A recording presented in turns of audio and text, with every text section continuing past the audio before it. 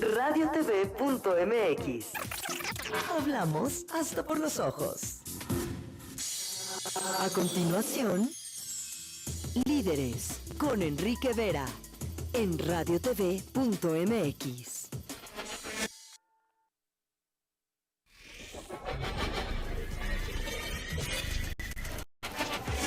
radiotv.mx presenta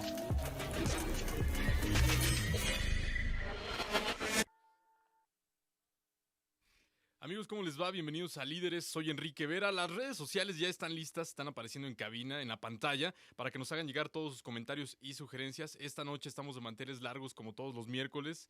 Carlos Volado, cineasta, talentoso mexicano. Bienvenido, Carlos, ¿cómo estás? Hola, Enrique, muy bien.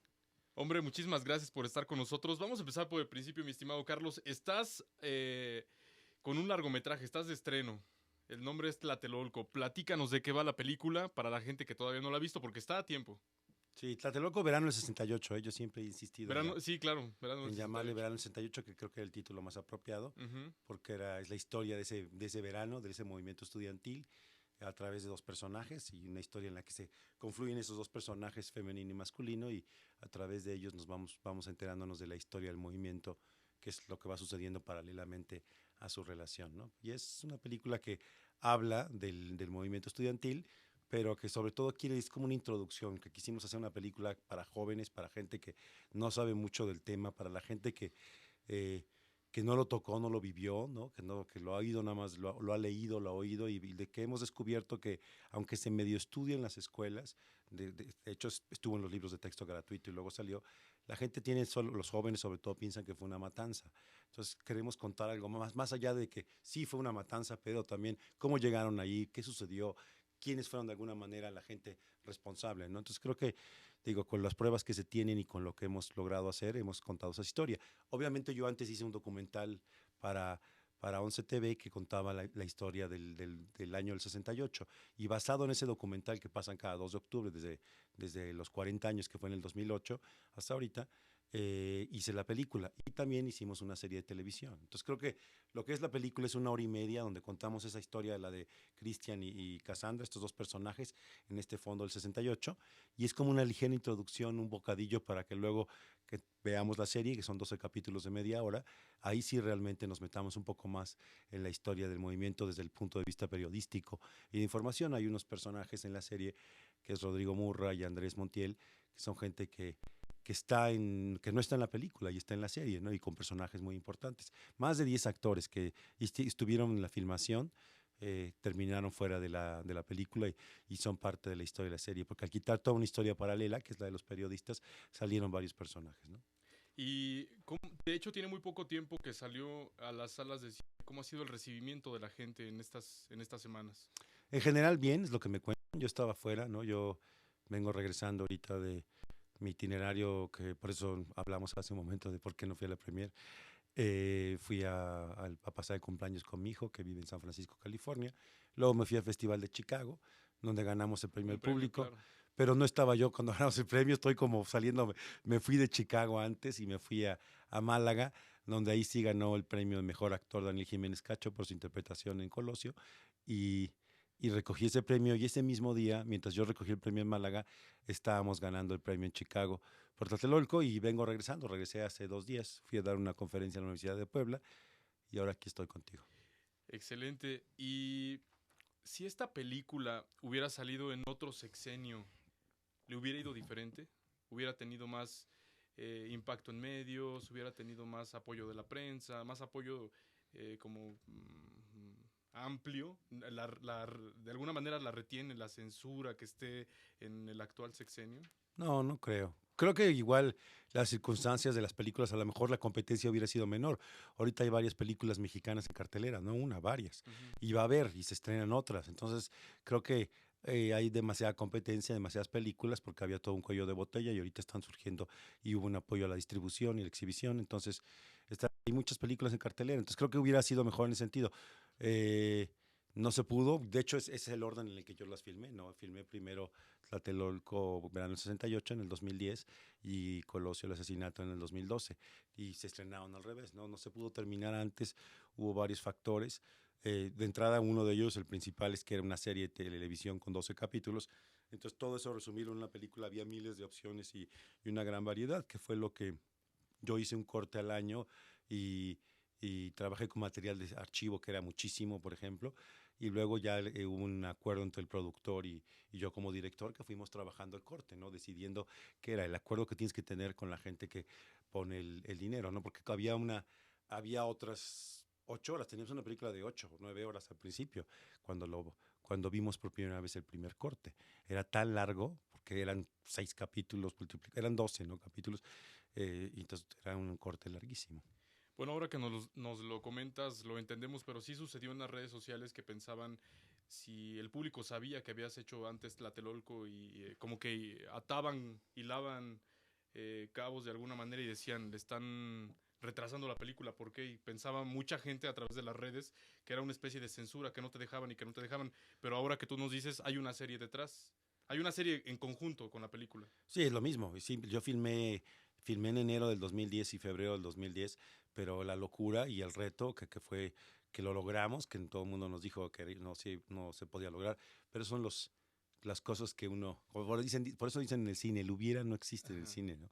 Entonces, lo que logré es conseguir filmar yo solo como director y no que fuera una serie de televisión con varios directores, toda la serie de Tlatelolco. Entonces eso nos llevó, lo hicimos en el tiempo, en 8 semanas, 8 y media semanas, en el tiempo que haces una película, nosotros decimos 3 o 4, ¿no? Casi 4 películas que tuvimos que ponernos a editar, que tuvimos que conseguir los derechos de los archivos, que ahí había mucha confusión de quién es el que tiene los derechos de ciertos archivos que se usaron en la película y también en la serie. Hay imágenes de archivo que se usaron más también en la serie. Y simplemente lograr terminarla también, porque era una película muy cara y nunca tuvimos el dinero para terminarla. Finalmente, para lograr acabarla, se hizo una coproducción con el Inca, por eso la película es una película mexicana-argentina, paradójicamente, donde utilicé algunos técnicos argentinos. El músico es Cristian Basso, que algunas gentes en las redes sociales han preguntado por las piezas. Estoy viendo si hay la manera de que las podamos poner y que la gente las descargue. Pero es un músico argentino, y los Barberis, que son unos argenmex que viven aquí hace muchos años y hacen muchas películas. Matías y Nerio, ellos también con el pasaporte argentino hicieron toda la postproducción de sonido aquí en México y la mezclamos en Buenos Aires. Pero con ese dinero se logró terminar, o sea, hacer la postproducción, gracias a la coproducción con el Inca argentino, que es como el IMCINE mexicano. Oye, las redes sociales para que la gente esté en contacto, Twitter, Facebook, YouTube, ¿cuáles son de la película? ¿Tal cual? Sí, Tlatelolco Verano del 68 y en el Facebook, y mi Twitter es @cbolex. Cebolex, ahí está, pues está apareciendo en pantalla ahora. Y yo tuve la oportunidad de estar en la conferencia de prensa de Colosio, el asesinato, y hubo una cantidad tremenda de medios de comunicación. Fue un salón enorme y los medios se desbordaban en preguntas y en aparición y demás. Son sin duda alguna muy importantes los medios en este estreno a prensa. ¿Cómo le fue a Tlatelolco? ¿Tuvo la misma capacidad de captura hacia los medios? No, creo que el película se anunció mucho tiempo, como que se presentó en Morelia, también eso es distinto, ¿no? Ya, y yo no estuve porque estaba filmando una película en Bolivia, en Chile, entonces ha habido como el desencuentro con la película, que no pude estar porque se movió mucho el estreno. Yo planeé mis fechas para estar en los estrenos de la película, pero como hubo 5 fechas distintas, llegó un momento en el que no pude estar. Y bueno, y cuando estaba filmando en Bolivia y en Chile este largometraje que se llama Por el Momento Olvidados, que es mi último mi más reciente película, que está en proceso de edición, no pude venir a la premiere en Morelia, donde una conferencia de prensa y luego un pase para la prensa y luego una premiere en el Sumaya. Entonces son esos 3 eventos que yo no he podido estar. Entonces de alguna manera también no ha ayudado, eso no ha ayudado a que tenga mayor difusión, y porque también era mucho más polémica Colosio, obviamente por las elecciones, el tema. Era la primera película que se hacía de eso, ¿no? El Tlatelolco, pues, estamos como en la tercera. Y era algo más reciente y algo más polémico y algo más tabú. Entonces había algo más allá de la connotación cinematográfica, que Tlatelolco ya no tiene tanto esa connotación política, porque no hay muchas cosas que revelar, ¿no? Claro. Fuera del asunto de la CIA, un poco que quizá nos metemos más en la serie, ¿no? La participación que tuvo la CIA en el movimiento estudiantil, que está bien documentada en un documental precisamente de Carlos Mendoza, ¿no? Que es la Ciudad de México, el Tlatelolco, que eso es lo que de alguna manera entramos un poquito más a detalle en la serie, pero pues en general no hay mucho más que revelar, ¿no? Fuera de que fue un crimen de Estado también, como en Colosio, y y creo que es por eso se despertó más interés la película de Colosio en ese sentido, ¿no? En esa conferencia de prensa. Y era la primera vez que se daba una conferencia de prensa, ¿no? Bueno, se había dado el lanzamiento de la película y era como una vez terminada ya, y la película ya en cartelera. Entonces creo que en ese sentido atrajo más gente, ¿no? ¿Qué te parece y qué les parece, amigos, si vamos a ver el tráiler y después del tráiler vemos algunas imágenes y vamos comentando al respecto? Y las redes sociales están apareciendo ahora. Recuerden, estamos en Twitter, Facebook, YouTube, en todos lados. Vamos a checar el tráiler y nosotros regresamos.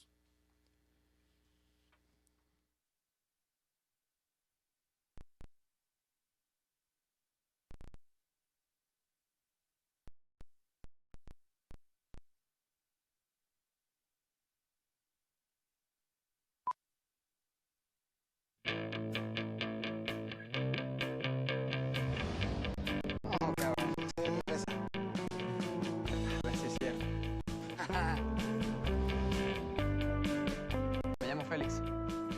Ana María.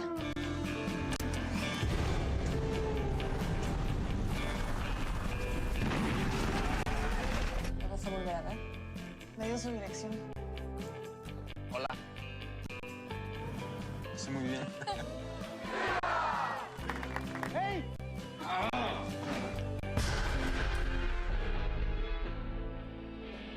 Necesito hablar con mi hija, jovencito, si me permite. Tu padre te prohibió estrictamente andar con revoltosos y alborotadores. Tú y yo no tenemos que estar juntos. ¿Cómo no? Porque tú eres pobre y yo soy rica.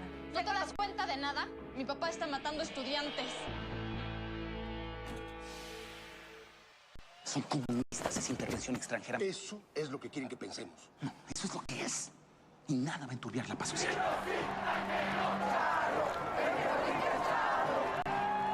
Esto es lo que está pasando en las calles. Papá, yo no puedo hacerme un lado, no puedo hacer como que no pasa nada. No te vayas a pasar de caliente con ella, tal que es hija de un influyente. No me gustan esa clase de amiguitos y menos en tu recámara. Allá fuera hay una revolución y tú aquí cogiendo con el enemigo. No encuentro a Félix. Es tu culpa. Tú pusiste a ese muchacho. ¿Dónde está?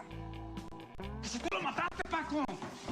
Seguro Jenny me quiere volver a ver. Tengo que ver. Se trata de mi lugar en la historia.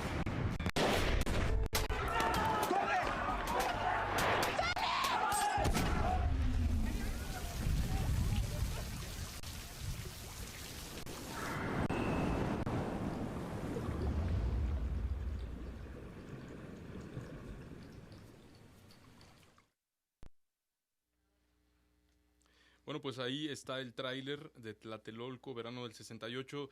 Sin duda, hablar de Tlatelolco nos remite a la matanza y es un tema delicado. Conocemos a Carlos Volado en los medios masivos de comunicación porque toca temas que mueven a la sociedad, que tienen que ver con momentos históricos del país. Nosotros hemos recibido varios comentarios a través de las redes sociales en donde nos dicen por qué Carlos Volado se dirige más hacia este tipo de cine, hacia este tipo de proyectos. Es como la línea sobre la que tú trabajas siempre. No necesariamente. no necesariamente, digo, aunque siempre tienen algo que ver con siempre hay una toma, un punto de vista, ¿no? Una opinión, pero y algunos comentarios que quizá eran un poco políticos, pero con pequeños comentarios, que lo tiene Bajo California, que fue mi primera película, o está también Promesas, que es el documental sobre los niños palestinos israelíes que nominado al Oscar, etcétera, que también es un documental que habla de política de alguna manera, del lado humanista, Sí. ¿no? Y bueno, y Solo Dios sabe que filmé en Brasil, pero luego salió así, me dieron Tlatelolco, fue una película que negocié con Fernando y que estuvimos trabajando, que trabajamos el guión, que yo propuse hacer una serie, se decidió hacer una serie de televisión. Ha pasado también en que había hecho el documental, pero fue un poco ese el azar, la casualidad. Te vas por un camino, la gente lo cree que haces esas películas. Fue muy casual que yo hice cuando vine aquí a México, lo primero que hice fue de una película de episodios, de 3 episodios, lo primero que hice fue un corto erótico. Es una película erótica. Si hubiera salido esa película, me hubieran calificado inmediatamente como, ahora ya se fue de este lado, ¿no? Ya empezó a hacer cine soft porno o no sé qué, hubiera sido volado ese tipo de personaje. Por eso decía que de Costa Gabros hubiera pasado a los Shima, ¿no? O sea, el imperio de los sentidos. Pero, pero por eso mismo yo creo que como no salió, esa película va a salir creo que va a salir este año a finales, o a ver si de alguna manera es otra parte en el cine que hago, porque yo lo que hago son películas, ya sean documentales o ficciones, son películas para mí. Entonces, hice un documental también ecológico sobre indígenas en el río Klamath en la frontera de California y Oregon, que ganó varios festivales indigenistas y que estuvo aquí en DocsDF, que también es muy distinto, ¿no? Pero bueno, entonces tuve Tlatelolco y mi productora Mónica Lozano, que ya lo he dicho en algunas otras entrevistas, vio un corte ya casi final de Tlatelolco, sobre todo mi corte, el director Scott, lo que yo había hecho, y le gustó mucho y me ofreció hacer Colosio. Entonces ahí me fui a hacer Colosio, lo preparé y decidí hacerlo. Y después de ahí, porque vieron Colosio en el UCLA en una función de Los Ángeles, me llamaron para hacer esta película sobre la Operación Cóndor, los años 70, Bolivia, Chile, Argentina, y de repente ahí me encuentro haciendo este tipo de películas. Pero, pero también tengo otros proyectos, ¿no? Alguna cosa de animación, tengo una película que es como una especie de soft porno, un remake de una película de los 70 mexicana, y varios otros proyectos que creo que serán distintos, ¿no? Porque lo que a mí me gusta es hacer películas. De repente me tocó estar en ese lugar parado y el reto hablar de la historia de México, y yo que también estudié sociología y estudié en la UNAM, en el CUEC, cine, dije, no me eché para atrás, dije, pues estoy aquí, lo voy a hacer, ¿no? Entonces me ofrecieron esas películas y dije, ¿por qué no? Me siento preparado, capaz, es un reto, es una responsabilidad, pero alguien la tiene que hacer y fui yo, ¿no? Y ahí estás. De hecho, ahora estamos viendo algunas imágenes, están apareciendo en pantalla sobre el elenco, sobre algunas locaciones. Platícanos un poco, por favor, quién forma parte del elenco de esta película Tlatelolco Verano del 68. Hijo, a ver si no me falta alguien, pero son muchos actores, son Cassandra Changuerotti y Cristian Vázquez, son los dos personajes principales, Teresa Ruiz, Claudette Mayé, Juan Manuel Bernal, por ejemplo, Alejandra Ambrosi, en fin, una gran serie de actores que tienen van saliendo. Estoy viendo las fotos, ya me quedé yo clavado viendo las fotos de, por supuesto que Vichirito, en fin, César Ramos, una serie, y bueno, y los que también salieron, que te digo que hicieron la película, pero que no, que la película y la serie, pero que al final no se quedaron en el corte, ¿no? Como Rodrigo Murray, por ejemplo, o Andrés Montiel, que están en la serie, ¿no? Pero sí, es un reparto muy grande porque eran muchos personajes. Había una gran cantidad era el grupo de los estudiantes, que también todos esos personajes salen mucho más y se desarrollan más a lo largo de la serie de televisión, ¿no? Las locaciones Distrito Federal. Sí, las locaciones son Distrito Federal. Bueno, filmamos en Chapingo en algún momento. Ah, mira, aquí está una fotografía de la premier en el Pascasio, Museo ahí está, Soumaya. sí, está todo el mundo. ¿Dónde faltaste, Carlos? Sí, no pude estar. Era el cumpleaños de mi hijo y estaba en San Francisco, estaba en el cumpleaños de mi hijo y quería estar ahí. Oye, nos comenta Gerard PB en Twitter que si tú editaste la película. Sí, yo tengo el crédito de editor con mi amigo Juan Palacio. Y bueno, vamos, yo hice un primer corte, tenía el director Scott, y luego tuve que sentarme con el productor y reeditar toda la película y hacer la versión en la cual los dos estuviéramos de acuerdo, ¿no? Que es llegar a un consenso. No sé, yo de todos modos guardo mi director Scott y ahí lo tengo, y es lo que yo creo que funcionaba, que metía todas las historias de la serie, ¿no? De alguna manera, lo que sí hacía es que incluía a todos los personajes que participaron en la película, que son muchísimos más, y que luego se verán en la serie y que no están en la película ahora, en el corte final, los metí en este corte que yo metía. Entonces era una historia mucho más dinámica y donde había varias líneas, además de la historia de amor, ¿no? Pero bueno, eso fue el corte que se quedó del lado de la versión del director, y luego hicimos la versión que es la que están para ustedes. Y creo que de todos modos, lo que sí está, y lo que sí espero que suceda, es que la gente vea estas 6 horas del movimiento estudiantil, que es lo que realmente, lástima, no puedes poner una película en los cines de 6 horas porque la gente no aguanta, no te dejan, además. Entonces a mí me hubiera gustado que sí saliera la versión de 6 horas, digamos, directitas, y te sentaras y vieras la película, que es la que filmé, ¿no? En 8 semanas, que fue la parte más difícil, el reto más grande, pero que pues, es lo que para mí me da mucha satisfacción. Y bueno, y me gusta el corto, me gusta la película, me gusta lo que hicimos. Es un trabajo bastante...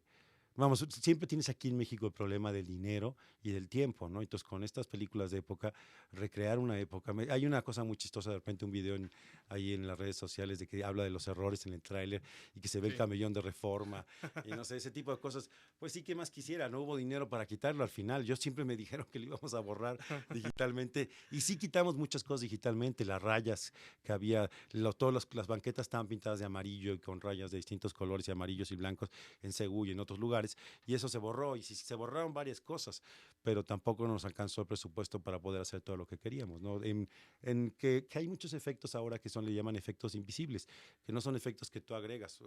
En Colosio, pues a los balazos le agregas sangre y el balazo y la explosión Sí. y corriges, pero hay otras cosas que en Tlatelolco lo usamos, que es borrar, ¿no? Borrar cosas que no son de época y reproducir, pegar otras cosas como fachadas o un muro, o quitar anuncios, o las calles pintadas de amarillo, las banquetas que eran grises en esa época. Todo eso lo tuvimos que quitar, ¿no? Pero algunas cosas no se pudieron quitar. Entonces me da risa que sea esta la parte principal de la crítica, ¿no? Sin duda alguna, la tecnología digital y estas correcciones son maravillosas, nos ayudan a dar determinados resultados. ¿Y qué te parece si vamos a un corte, amigos? Regresamos a Líderes y vamos a hablar de tiempo y dinero regresando de este corte. Vámonos.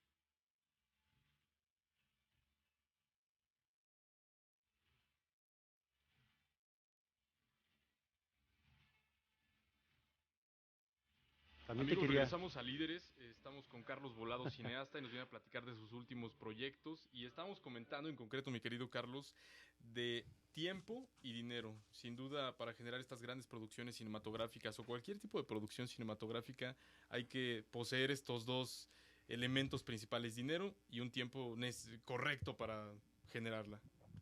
Sí. Bueno, también quiero decir que están también Juan Carlos Colombo, Alex Perea. Es que son tantos actores que se me olvidan los nombres que de repente, y Colombo hizo un gran trabajo, y entonces que quería mencionarlo. Y Alex Perea también. No, siempre te falta eso, básicamente, las producciones mexicanas. Te falta tiempo. Hay hasta una frase que viene del cine de Hollywood que es five minutes late and $1 short. ¿No? Que siempre estás, así siempre estás en las películas, ¿no? Es como lo que se vive en el cine. Pero pues, sí, te falta, sobre todo para hacer películas de época, lo que necesitas es dinero. Ya de entrada del departamento de arte, el presupuesto es mucho más alto, más costoso, ¿no? Y ahí tuvieron que hacer milagros las hermanas Bianchini, que trabajaron en el arte.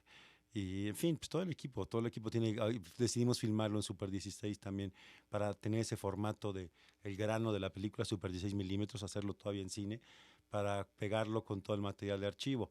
Pero eso también era porque también era más barato poderlo filmar así que filmarlo con las Alexa, con las cámaras Arri, que son cámaras alemanas de 35, pero que son con la óptica de cine, pero que graban todo en digital, ¿no? En un formato, en una gran calidad. La imagen es como si escanearas a la mejor calidad, y eso es más caro también. Entonces por eso tomas decisiones en base al presupuesto, ¿no? A cómo puedes hacer la película, y también de tiempo. Por eso el gran reto fue que sí decidimos hacer la serie de televisión, pero de repente verá, bueno, a ver, entonces hazla, ¿no? Vas a poder sacar, o sea, tantas páginas por día, hacer tantos minutos por día, porque una película es hora y media, 2 horas, y para eso tú tienes tus 6, 8 semanas, y de repente aquí era mucho más, eran casi acabar una película cada 2 o 3 semanas y empezar la otra. Y eso fue algo que yo quería que no se notara para mal, ¿no? Sino que se notara para bien, que lo pudiéramos sacar, y eso fue lo que hicimos. Y ahí también sí teníamos el problema. Yo hubiera querido filmar 12 semanas o más tiempo y poderle dedicar más tiempo a las secuencias, y de repente no tenías eso, y tampoco tenías el dinero, como por ejemplo la Plaza de las Tres Culturas, pues de repente se me dijo y hablamos de poner, usar un efecto, un software digital que se llama Massive, de masivo, sí, para duplicar y clonar gentes y poder, que lo usan mucho en Hobbit y en estas películas, ¿no? Sobre todo las de Jackson, que es un gran postproductor y que hace muchos efectos en sus películas. Y bueno, al final no hubo presupuesto para el Massive con el que contábamos, ¿no? En un momento dado en la preproducción. O los tanques, que no existían esas tanquetas, solo en el Museo del Ejército, que eran tanquetas que había dado el gobierno francés de Gaulle, que eran tanquetas de lucha urbana, que tenían ruedas y no la oruga de metal, ¿no? Que fueron las que usaron en Tlatelolco, pues no se pudieron conseguir. Luego llevamos fue toda una escena un poco cómica, que llevamos unos Suburbans ahí que se pintaron completamente de verde, o sea, como insectos verdes gigantescos, y que supuestamente los íbamos a convertir por la magia digital en tanques, y pues no salió, no se pudo. Y el helicóptero que iba a aparecer en el cielo también por la magia digital, pues no apareció, ¿no? Pero entonces te tienes que acoplar y hacer el montaje con lo que tienes, ¿no? Yo también, cuando terminé de filmar, dije, pues no sé si voy a tener todo esto que yo quería, que es muy fácil, es también una cuestión de aquí y allá, nada más necesitas pagarlo, ¿no? Sí, claro.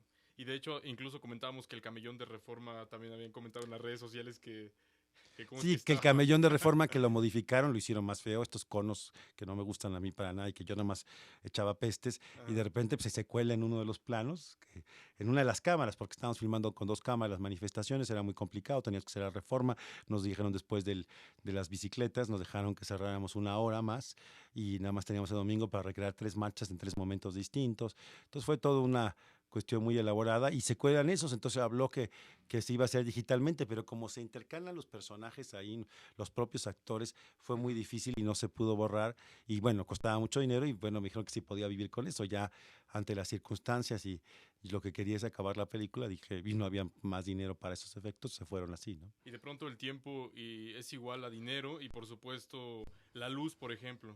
La luz, por ejemplo, del día va modificándose, que eso es importante por continuidad, por secuencias. ¿Qué otras cosas? Tal vez alguna vez les llovió, no sé, ¿alguna vez pasó alguna anécdota? Sí, nos llovió también filmando el 2 de octubre, que fue una larga...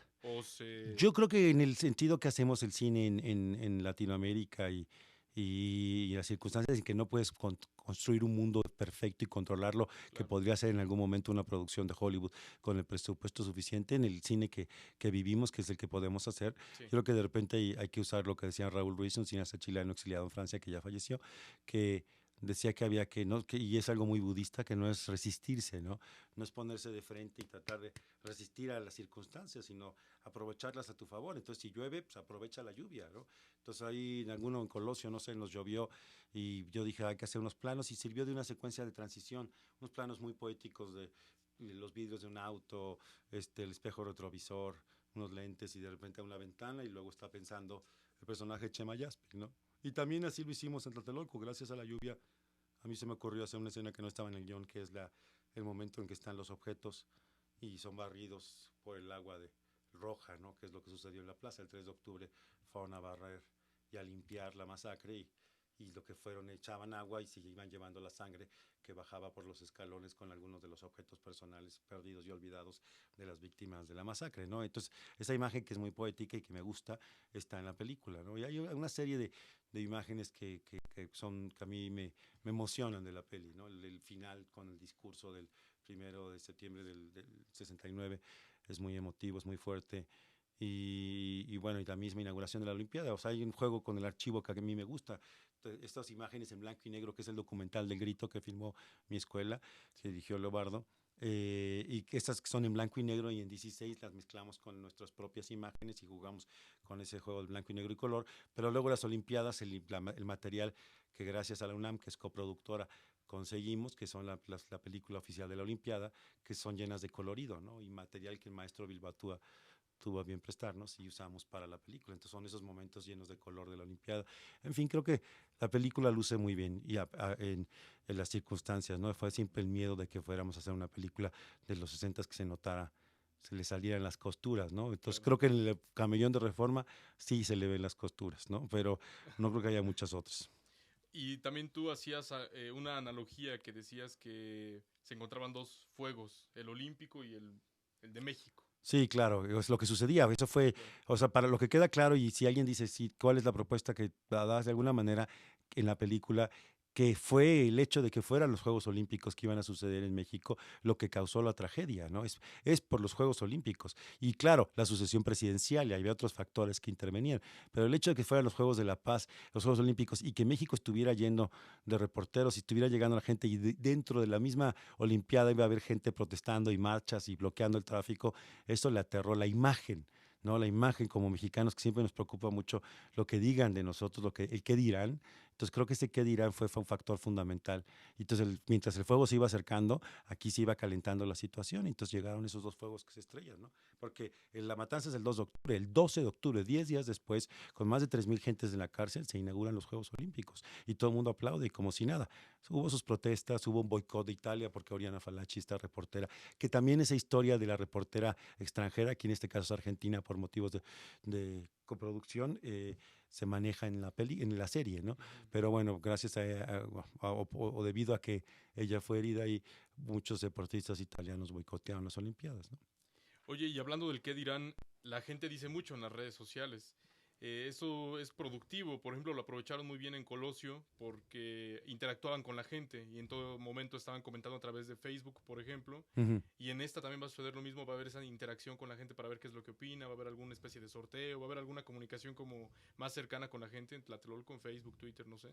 Son distintas distribuidoras. Okay. Entonces eso es muy distinto, tienen distintas políticas y distintas maneras de acercarse al público. Creo que aquí tuvimos un manejo en Colosio, un manejo muy interesante en las redes, y había una colaboradora que es María Fernanda, que hizo un gran trabajo, María Fernanda Rey, que se dedicó en cuerpo y alma a las redes sociales y que su trabajo fue admirable, y creo que aquí de repente siento que falta, ¿no? Que son distintas estrategias, ¿no? Y distintas maneras de hacerlo. Ahí es donde uno también no puede participar tanto, ¿no? Yo puedo venir contigo y platicar y puedo discutir y conversar donde sea y justificar o no, o convencer o no acerca de esta película, pero también, vamos, la distribución y la exhibición y los lanzamientos pues, son más allá de lo que yo pueda decidir, ¿no? Sí creo definitivamente que no fue censura hasta donde yo sé, ¿no? El hecho que no haya salido, para mí no queda ninguna duda, pero también no soy yo el que toma esas decisiones, ¿no? Es ahí donde tú tienes que generar el consenso y tratar de convencer, ¿no? Cuando no eres el productor. Yo platicaba eso en una entrevista en España que hice con respecto a la decisión que tomé de dejar de producir yo mis propias películas y ser el director y tratar de filmar más pronto, no levantar yo todo el proyecto, que fueron los casos de Bajo California y Colosio, que soy productor, y bueno, y Promises, que es la madre de mi hijo, y otro amigo que son productores, pero siempre estaba yo en el control total, esas 3 primeras películas, lo que es Bajo California en Promesas y Solo Dios sabe. Pero eso me llevó 10 años, hacer 3 películas, donde yo intervine como productor y tenía más control creativo y la decisión, y yo hacía lo que quería.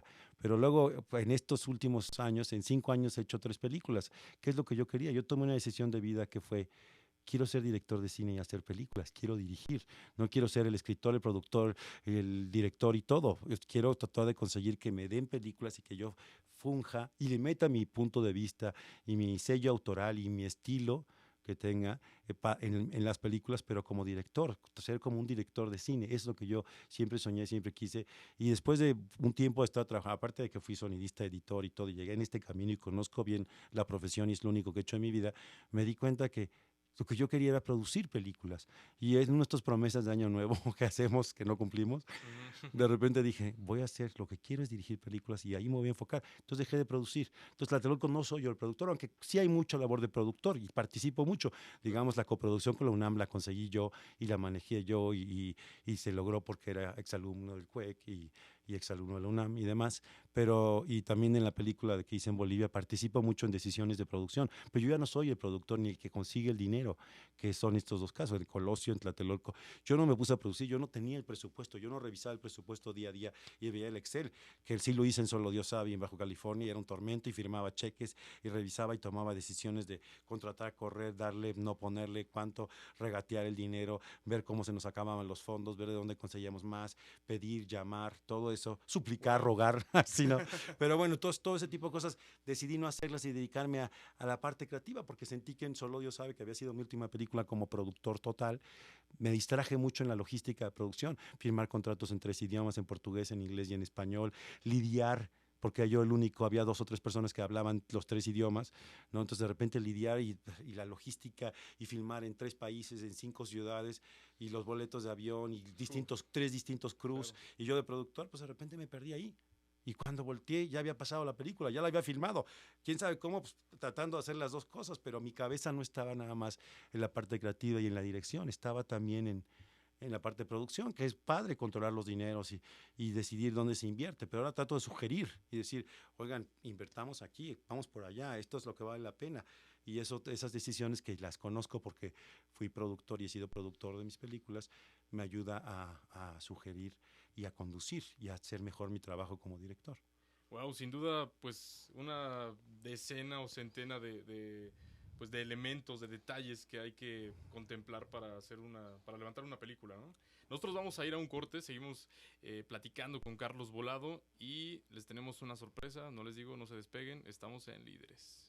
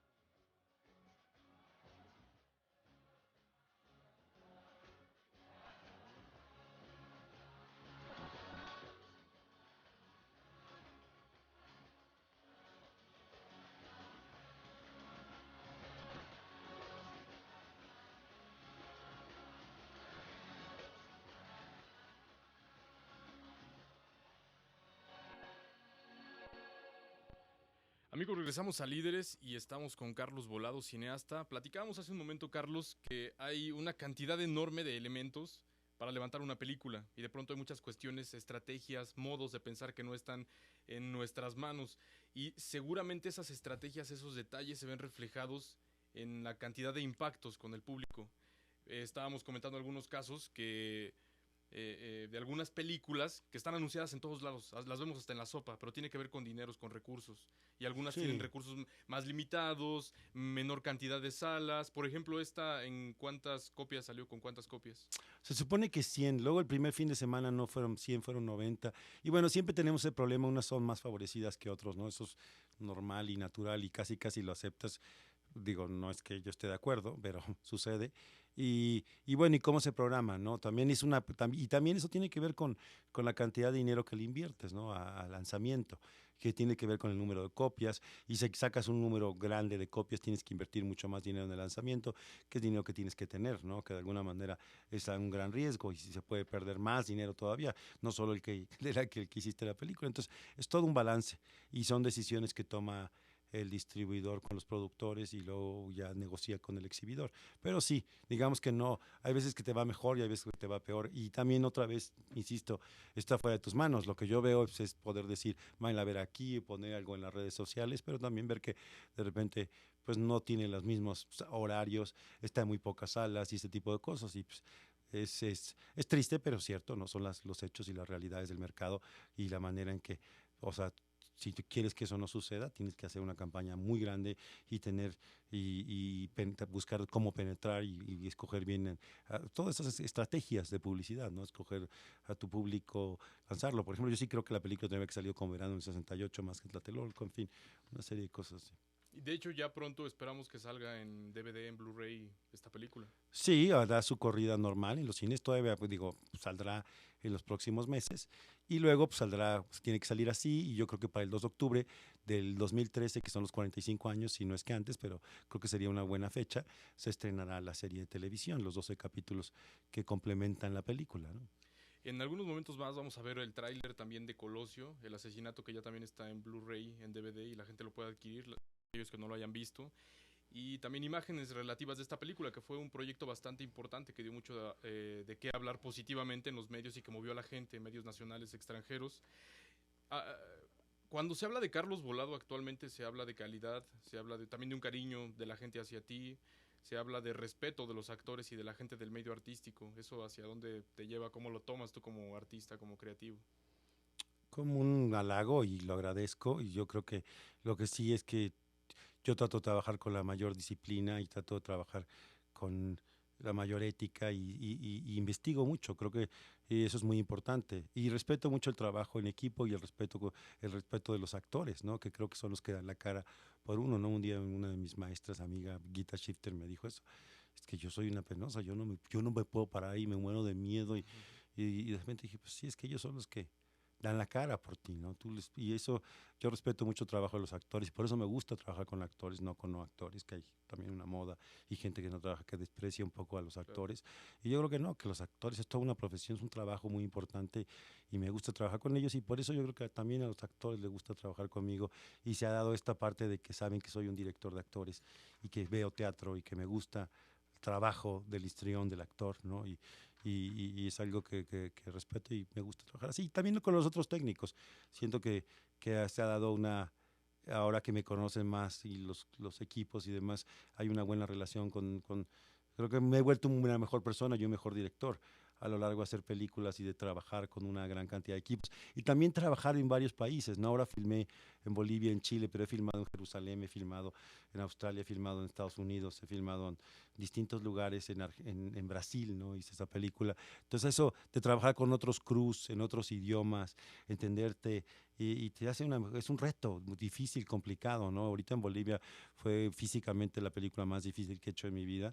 Y fue muy importante para mí. Regresé siendo un mejor director, cierto, y una mejor persona, porque aprendes a ser más tolerante, a entender a las otras gentes, al respeto, a la educación, la campaña que tú has estado haciendo, ¿no? Te hace una persona más educada, que a través de la educación, venciendo la ignorancia, pues hay más armonía, hay más paz, hay más tolerancia, somos mejores, ¿no? Y eso es muy importante.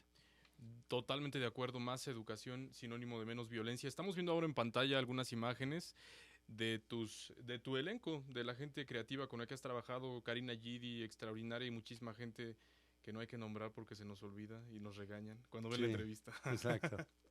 Bueno, Kate, también Daniel, todos ellos, los Bichir, que tengo una relación con ellos en general bastante buena de hace muchos años, y pues alguna vez trabajo con uno de ellos, con el otro, Harold Torres, ¿no? Toda la gente de Colosio, ¿no? Jimena Tenoch González Huerta. Rubio, Tenoch Huerta, Luis Ernesto, Franco, Chema, en fin, todo este equipo que fue genial, ¿no? Cleaño que hace de Colosio, en fin, todo el equipo. Digo, yo ahorita los veo y me acuerdo también, o sea, siempre se te olvida gente que pues, hizo un gran trabajo y son también películas de elenco, ¿no? Que eso también lo que pasa, me sucedió a mí, en general son películas de muchos actores, ¿no? No es una película de un actor, de dos actores. Eso también de repente es complicado, que tienes que estar cambiando de actores y dirigiéndolos. Y Emilio Echeverría llegó este día y hace un personaje y solo tiene un día llamado y lo trabajas y lo diriges y te da lo que trae y lo que piensa y así. Y al día siguiente con otros y de repente regresas con otros, con los actores que ya trabajaste. Entonces eso es complicado. De repente a veces con uno o dos personajes los tienes, pero te luego de toda una serie. Entonces los personajes tenían que entrar los actores a su personaje, ¿no? De pronto tú también llamas a elencos con los que has trabajado, que es gente talentosa en la que tú confías y los llamas para algunos proyectos. ¿Te siguen de alguna manera? ¿Sigues trabajando con ellos? Sí, por ejemplo, actriz fetiche Claudette Mayé, ¿no? Sería como una actriz fetiche de mi cine y de mi película. Alcázar también, que ahora volví a trabajar y que siempre le llamo para trabajar, que estuvo en Solo Dios sabe, el Preestelar de Bajo California y ahora en Estado de Olvidados. Pero hay unos actores que ya conoces, que te gustan y que quieres trabajar con ellos, que sucede mucho, ya sea con grandes directores como fue Woody Allen y demás, que luego yo ahorita ya cambia mucho de actores, pero sí trabajo con un grupo de actores, o Fassbinder, ¿no? Que es en Alemania, que trabajo con un grupo de actores muy concreto. Pero bueno, a mí me gusta, no sé, yo no conocía el trabajo de Harold Torres, o sea, apenas lo vi, me lo presentaron para Colosio y mis respetos, ¿no? Es un gran actor. O no conocí el trabajo de Jimena González Rubio, pero no había trabajado con ella. Y de repente tuve la oportunidad y dije, wow, es una super actriz, ¿no? Y conocí el trabajo de Karina y sí había trabajado con ella en la serie de Estado de Gracia y pues la llamé inmediatamente, ¿no? Tremenda actriz igual. Sí, exacto. Y bueno, y Kate también fue de que íbamos a una película que no se pudo hacer. Estuvimos trabajando, nos caímos bien y le mandé un email y ella me hizo el favor de venir a México y hacer el papel, ¿no? Porque quería que era importante. Y con Chema había tenido un papelito él en Solo Dios sabe, pero aquí pues, yo quería siempre hacer un protagonista con él y lo hicimos. Con Tenoch pues no había trabajado en Los Minondo, que es esa serie de televisión. Sí. Entonces tuve la oportunidad. Tiene un rostro increíble, un cutis maravilloso, ese color de piel, ¿no? Que es como hindú, ¿no? Y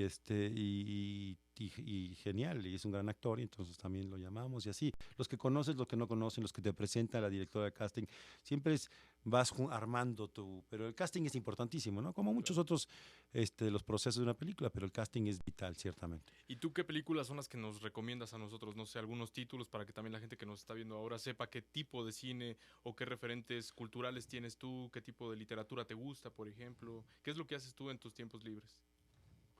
Que nos puedas recomendar para ¿Tiempos libres? ¿Qué es eso? ¿Tienes tiempos libres? ¿De qué hablas? O sea, lo malo de el cine y esta profesión es que siempre estás trabajando o siempre estás metido.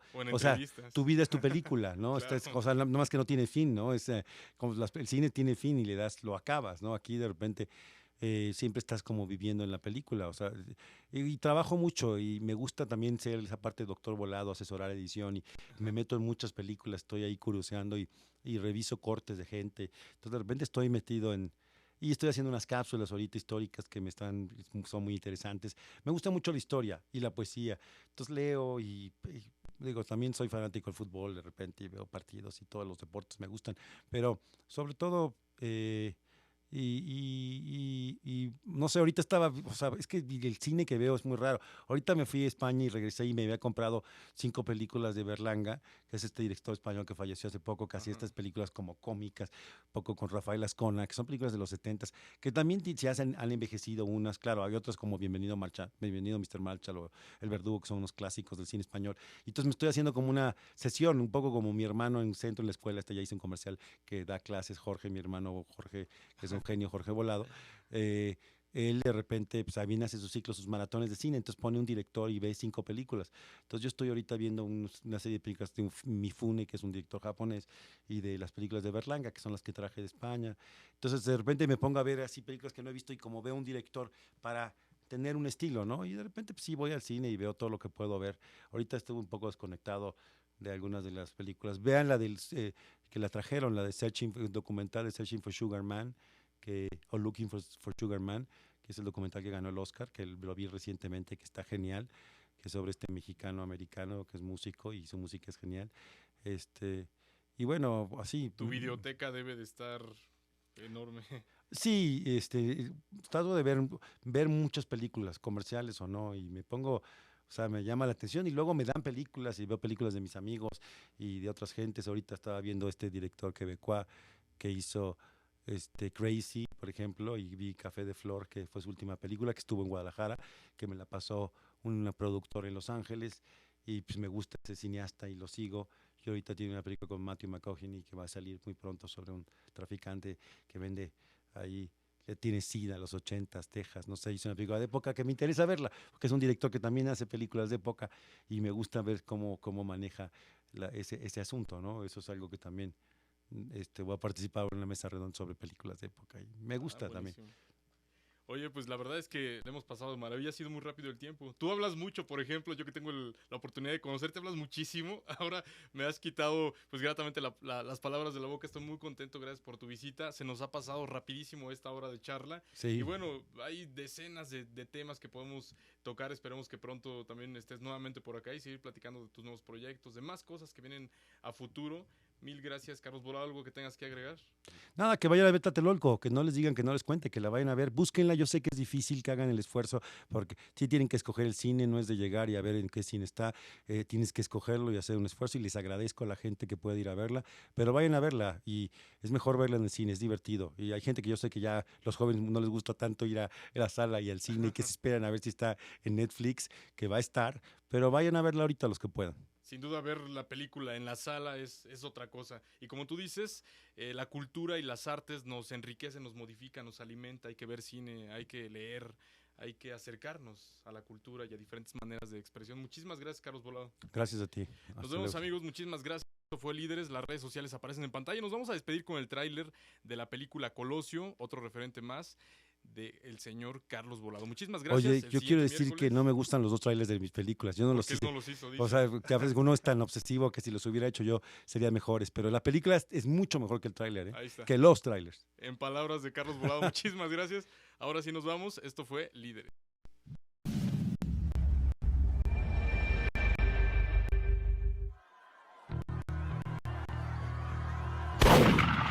Necesitamos que averigües quién mató a Colosio.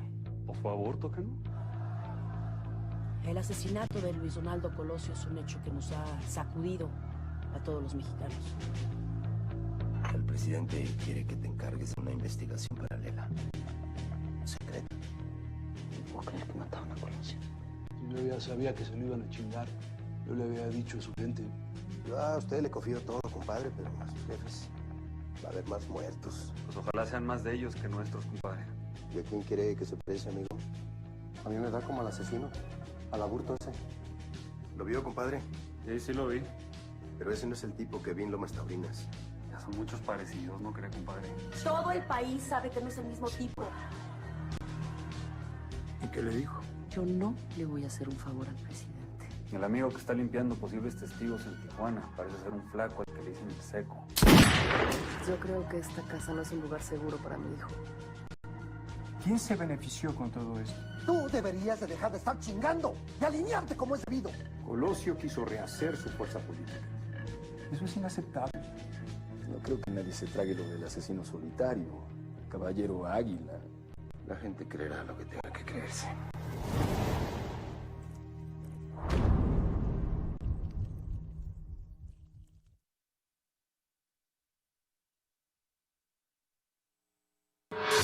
RadioTV.mx. La oreja te ve y el ojo te escucha.